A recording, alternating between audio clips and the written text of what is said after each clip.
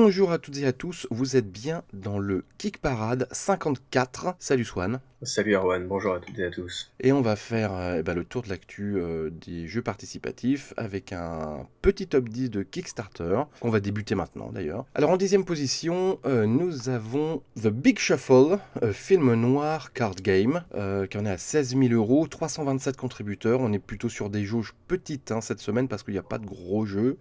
Enfin, il y a très peu de gros jeux, donc les indépendants en profitent. Alors, The Big Shuffle, c'est un jeu de cartes autour du film noir, qui est un peu le nom du genre du polar pour les Américains. Ils ont un terme français, parce que c'est un peu les Français qui ont inventé ce style, notamment avec le réalisateur Melville, le réalisateur du Samouraï. Donc, on est dans une ambiance un peu type Chinatown.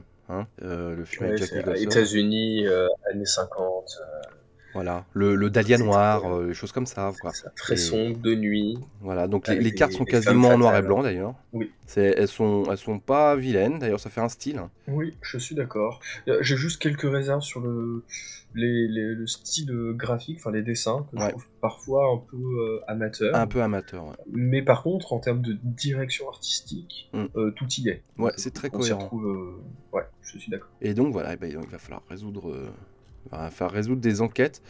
Le jeu est disponible sur Tabletop Simulator. Donc vous pouvez l'essayer. Ils ont mis un beau décor de bureau de détective privé d'ailleurs comme table de jeu, c'est plutôt rigolo. Et voilà, donc ça débarque 10e et il y en a encore pour une Ouais. vingtaine de jours. À savoir qu'il y a quand même pas mal de réserves sur en fait la clarté des règles enfin, sur la mise en page de Kickstarter, Mhm. mais elles sont aussi disponibles et en plus effectivement vous pouvez le tester autrement parce que la page en elle-même se suffit pas tellement en fait. Ouais. 9e position. Alors c'est une entrée. Enfin Big Shuffle c'était une entrée aussi, tu me diras. Mais là c'est vraiment un nouveau jeu. C'est Silent Night, Deadly Night, The Game.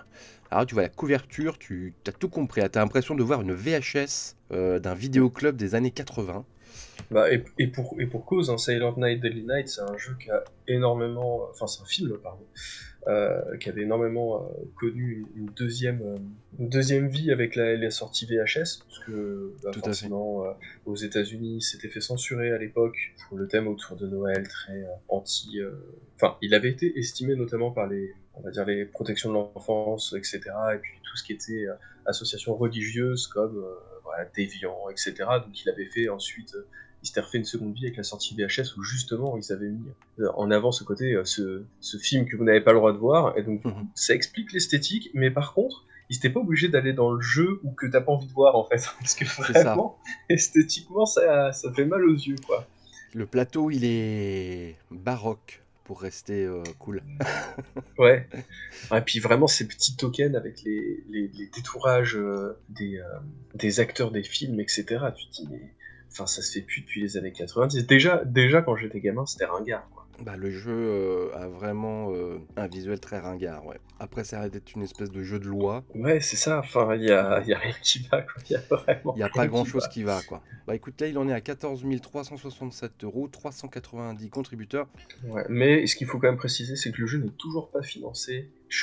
Moi, je sens l'annulation. Huitième position, c'est Octopus Garden, A Beautiful Game Beneath the Sea. Là, c'est direction fond des océans. 13 000 euros, 400 contributeurs. Il reste très peu de jours avant la fin, il reste 4 jours. Il y a une VF, et dans ce jeu, qui est plutôt, on va dire, familial, vous allez incarner une pieuvre qui,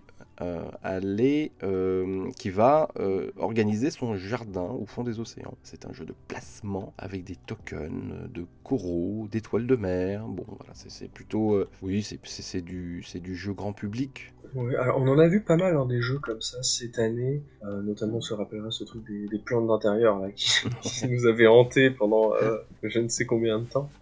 Et celui-ci, je le trouve pas spécialement joli. Je trouve que le thème est pourtant intéressant, le système de jeu a l'air plutôt efficace, mais je trouve ça un peu. Bah, c'est limite amateur, encore une fois. Ouais, je suis d'accord. Alors encore une fois, moi j'ai pas de problème avec l'amateurisme sur Kickstarter, parce qu'au contraire, à la base, la plateforme C'est un peu sert fait à pour ça ça. aussi. Mm. Voilà. Mais là, pour un jeu aussi simple, je trouve que bon, voilà, je comprends pas tellement pourquoi ne pas avoir mis plus en avant ce côté esthétique, Mm, mm, qui mm. aurait été vraiment une valeur ajoutée ce style de jeu. C'est pas bien grave, hein. Après c'est bien de voir aussi ce genre de petit projet, il est financé, hein, Ouais, et il est pas il super souhaite, cher, hein, c'est 27 il est euros. pas... Oui, voilà, donc c'est vrai que c'est pas un gros jeu, mais voilà, j'avoue que j'aurais aimé l'aimer, voilà. Septième place, Genesis Battle of Champions Origins. Alors c'est un énième jeu de cartes compétitif dans un univers d'Heroic Fantasy. Quelle originalité! Avec des magiciens, avec des guerriers, avec des filles avec des oreilles pointues. Et il y a même un gros lapin, je vois. Oui. Donc voilà, bon écoute, il y en a beaucoup en ce moment. On l'avait dit que ça serait une tendance parce que enfin moi c'est ma théorie, c'est que ça coûte moins cher à produire et qu'avec les problèmes actuels, finalement s'orienter vers des jeux de cartes, c'est peut-être plus pratique que des gros jeux de plateau avec figurines. Et voilà, on en a un autre, hein, qui est plus haut dans le classement qu'on a déjà vu. Enfin, après c'est l'esthétique et toujours, c'est bon, des fois c'est à la limite un peu du ringard. C'est vrai que l'Heroic Fantasy, j'ai un peu l'impression que depuis quelques temps, hormis quelques projets vraiment spécifiques, ça peine un peu à se renouveler. Après, ce que je trouve assez intéressant dans ce jeu-là, c'est qu'il va y avoir aussi un système de positionnement sur le plateau de jeu, avec des personnages qui vont pouvoir attaquer dans différentes directions. Donc du coup, il va y avoir aussi une gestion de la manière dont vous allez placer vos cartes sur le plateau de jeu. Et du coup, qui dit que placement de cartes dit que il peut y avoir aussi un côté un peu échec en venant placer une carte à un endroit qui aurait pu être stratégique pour votre adversaire, etc. Donc, pour le coup, je trouve que ça peut vraiment générer des situations, on va dire, un peu plus inédites, mais effectivement, je te rejoins sur le côté de, est-ce que c'est suffisant? Je ne sais pas. Il y a beaucoup de concurrence, hein. C'est ça. Alors là c'est pareil, vous pouvez l'essayer sur Tabletop Simulator si ça vous excite. Le jeu il y en a 236 000 euros, hein, quand même, 618 contributeurs et il reste une vingtaine de jours. Sixième place, c'est un petit jeu qui fait son retour, on en avait parlé en nouveauté. C'est Snack Time, 19 000 euros, 735 contributeurs. Il est quasiment fini ce week-end, hein. C'est un roll and write.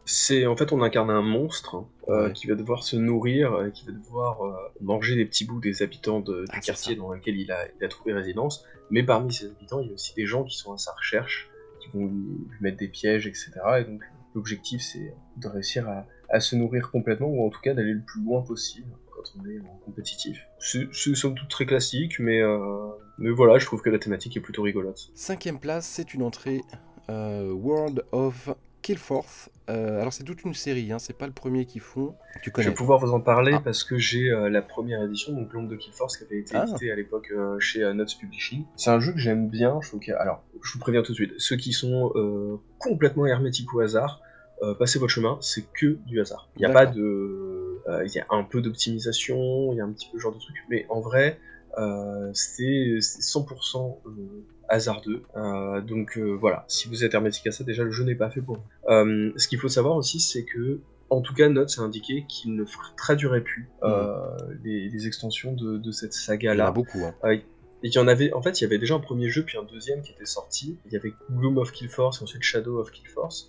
Donc ils avaient traduit Gloom, et Shadow, ils ont dit qu'ils ne le traduiraient pas parce que ça s'était très mal passé avec le fameux Tristan Hall. D'accord. Donc voilà, ils psychopathe. sont pas complètement entrés dans les détails, mais c'est plus, on va dire, plus le baobab dans la main, a priori. Ah oui, ce qui d'accord. du coup leur a fait prendre beaucoup de retard sur des délais, ce qui a posé pas mal de soucis. Et en fait, je trouve que c'est assez visible dans cette campagne, parce qu'en fait, il s'agit de jeux qui sont quasiment identiques, sauf qu'ils changent les lieux, ils changent les interactions, enfin les créatures qui envahissent le domaine, ils renouvellent un peu les decks de cartes et les environnements, mais c'est le même mécanisme, c'est la même histoire, en fait c'est le même jeu. C'est-à-dire que si vous avez le précédent, je sais même pas si les jeux se combinent. Déjà ça c'est un point un peu particulier. Et l'autre souci, c'est que il a indiqué qu'il ne ferait pas de stretch goal parce que le jeu se suffit à lui-même. Ça peut être louable sur certains points, sauf que ce jeu présente beaucoup de problèmes en termes de visuel, notamment au niveau des tokens, qui n'ont aucun sens en termes d'image, de ce que ça représente. Vraiment, il a pris token cheap sur internet, il a tapé ça, il en a fait une sélection, et du coup, c'est pas du tout intuitif quand on y joue. Et je me dis, justement, c'est le genre de choses qui aurait pu être amélioré avec les stretch goals. Donc finalement, on se retrouve avec, donc encore une fois, un jeu que j'aime bien, malgré les défauts qu'il présente, mais qui est c'était une campagne extrêmement feignante, quoi. Hmm. Et ça semble un peu corroboré avec les avis de Nuts. Et voilà, donc je préviens, peu de chances qu'on voit une version française débarquer un jour, à moins qu'un autre éditeur français décide de se mêler au truc, mais vu la réputation que le créateur s'est forgé en France, ça me semble un peu compliqué d'espérer. Voilà. Et là, on est dans une ambiance Pirates des Caraïbes, hein. Tout à fait. Ce qui est plutôt pas mal, moi j'aime bien, hein. Ouais, On ouais, parlait moi, je justement trouve que ça a de la gueule, hein. du manque de renouvellement dans l'univers d'Heroic Fantasy. Bah voilà, Mm. l'univers des pirates, moi je trouve ça c'est un univers qui est cool, qui Mm. méritait qu'on s'y intéresse, mais voilà. Donc je vous encourage pas forcément, en tout cas, je vous intéresse quand même à vous intéresser au jeu de base qui présente quelques intérêts, surtout si vous jouez en solo et que vous n'avez pas vraiment envie de vous prendre la tête. Voilà. En tout cas, il en est à 175 000 euros, hein, donc c'est un gros succès. 1188 contributeurs, et il reste une vingtaine de jours avant la fin de la campagne. Quatrième place, Grand Archive TCG. Bon, ça fait 3 fois qu'on en parle. Donc c'est un jeu de cartes compétitif autour de design de manga que l'on trouve, nous, douteux. C'est fait très carte Magic et ça cartonne. 771 000 euros, 1309 contributeurs, et il reste encore 15 jours. La campagne était super longue, donc il ratisse large, donc c'est un vrai succès. Avant de découvrir les 3 premiers jeux sur Kickstarter, on va faire un petit détour par GameFound avec la nouveauté de la semaine. Il n'y a pas beaucoup de nouveautés, hein, comme on le disait, mais c'est quand même une grosse nouveauté, c'est Unchained Blood, The Order of Vampire Hunters. Gros jeu d'aventure avec beaucoup de figurines. Oserons-nous dire que c'est un jeu kilo plastique? Presque. On peut Ouais. quand même. Presque. Donc c'est sur GameFound, il en est déjà à 320 000 euros, 2154 backers, alors qu'il est sorti il y a 2 jours, donc c'est un gros succès d'ores et déjà. Il reste 27 jours. Après, c'est une licence qui est déjà vraiment imprimée, on va dire, dans le monde du jeu, parce que je sais plus combien ils en ont fait dans ce monde-là, mais il y en a vraiment pas mal. Donc c'est un jeu d'aventure, donc avec tuiles. Enfin, c'est quasiment un dungeon crawler avec des vampires. Vous allez incarner des chasseurs qui sont, on va dire, un peu stuffés. On est un peu loin du roman de Bram Stoker. Harry Van Helsing, là ils ont des grosses mitrailleuses, des haches plus grosses qu'eux. On est un peu dans un univers un peu, comment dire, steampunk. Ouais, limite, ouais. Gothic Limite, hein. steampunk. C'est victorien steampunk. Et vous allez combattre des vampires. Donc évidemment, c'est l'occasion de se défouler sur des créatures et des figurines, de transformer toute la mythologie vampire, enfin en tout cas la distordre le plus possible, pour vous offrir des visuels les plus originaux possibles. Donc il y a vraiment des hybrides chauves-souris vampires de toutes les formes. C'est un style, hein, c'est assez baroque, mais si t'aimes ça, si t'aimes l'univers, ça a l'air pas mal quand même.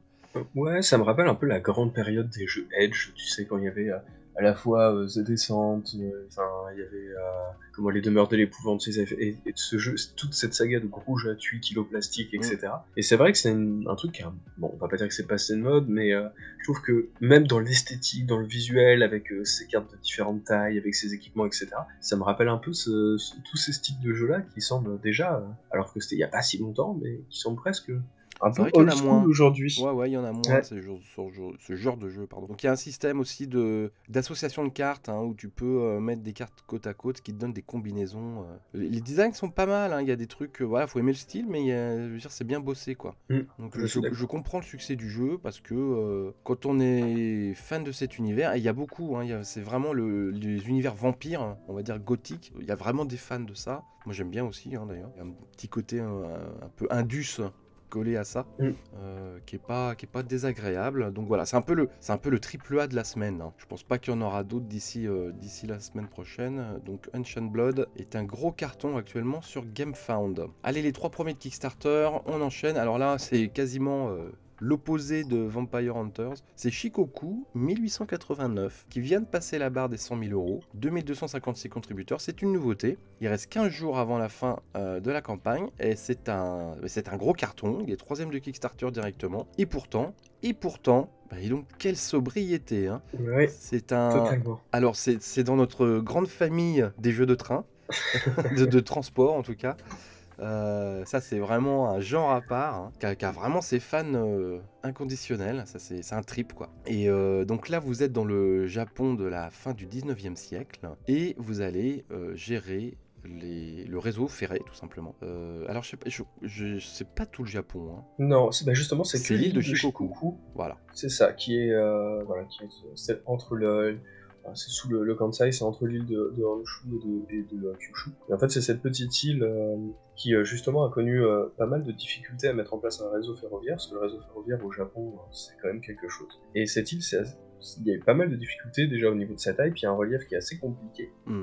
Et donc, du coup, en plus, le fait de baser ça au 19e siècle, ça met en place aussi tout le côté privatisation du système ferroviaire au Japon, avec plein de compagnies qui vont tenter de tirer la part belle en fabriquant leur réseau, dire que telle ligne ça nous appartient, machin, essayer d'optimiser ce côté-là. Donc il y a un côté dompter le relief, et d'un autre côté gérer son entreprise, et en plus essayer de tirer des bénéfices du style laisser quelqu'un fabriquer toute la part difficile du truc, et puis en fait aller foutre le péage au bout, et du coup se retrouver à être celui pour qui cette nouvelle voie est la plus rentable. Donc c'est plutôt intéressant. C'est vrai que je regrette peut-être effectivement ce côté un peu sobre. Alors il y a un côté un peu sobre que j'aime bien, étrangement, notamment sur tout ce qui est composants, etc.